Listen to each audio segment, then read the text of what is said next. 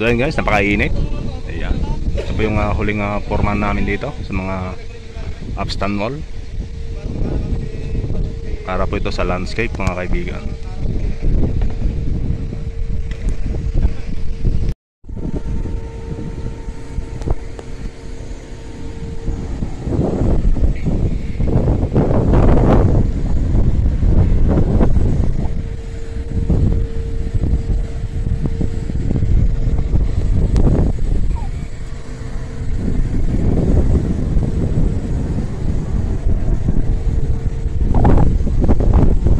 Mga kaibigan ay upstand wall para sa landscape. So pupurungan pa rin po natin ito. Bali 150mm yung kanyang kapal ng buhos.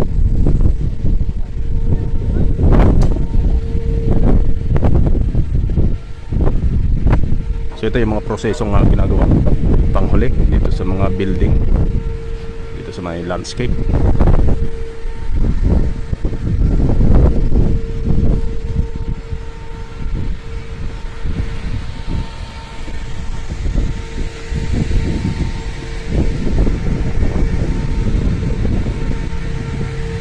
Ayan, maliit na trabaho pero maraming proseso mga kaibigan.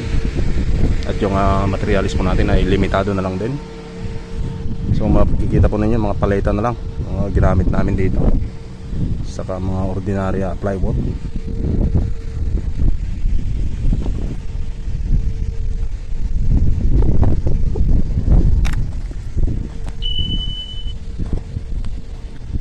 Ayan, yan yung mga higaan na wala ng tao kasi nilipat na yung mga ibang kasamaan namin. Ginamit na rin namin sa pamporma.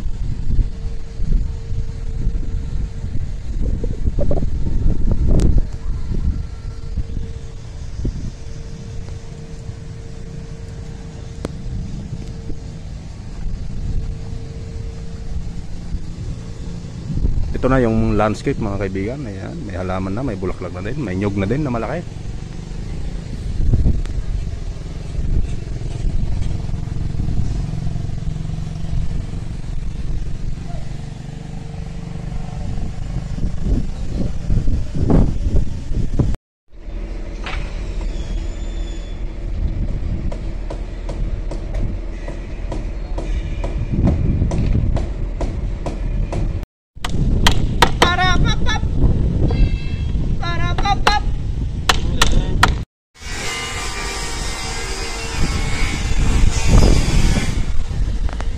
Lagyan din natin ng tubo pambutibay para hindi bumuka yung forma pag binuhusan.